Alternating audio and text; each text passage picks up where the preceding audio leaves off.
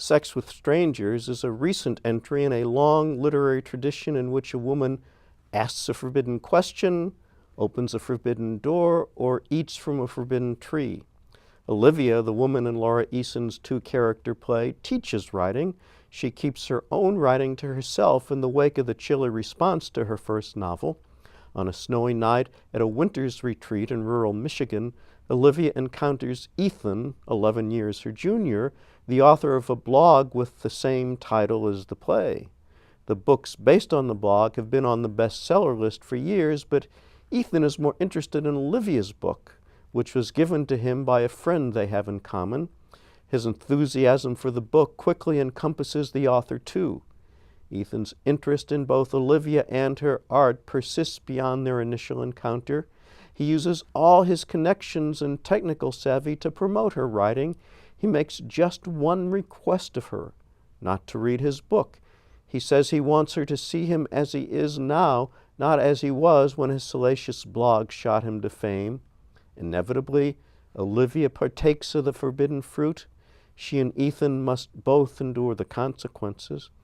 I'm impressed with the irony Eason recognizes in the diametrically opposed responses Ethan and Olivia have to each other's books.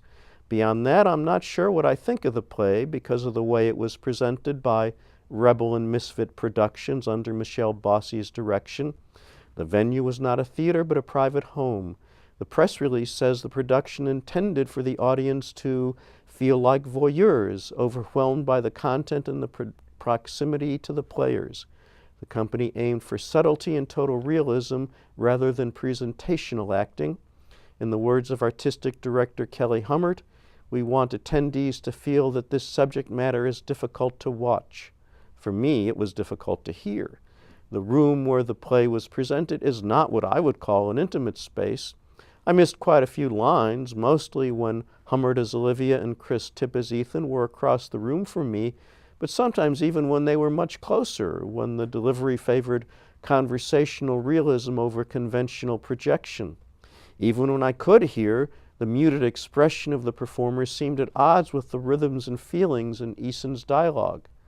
I applaud the willingness of Rebel and Misfits to experiment, but for me, this experiment did not succeed.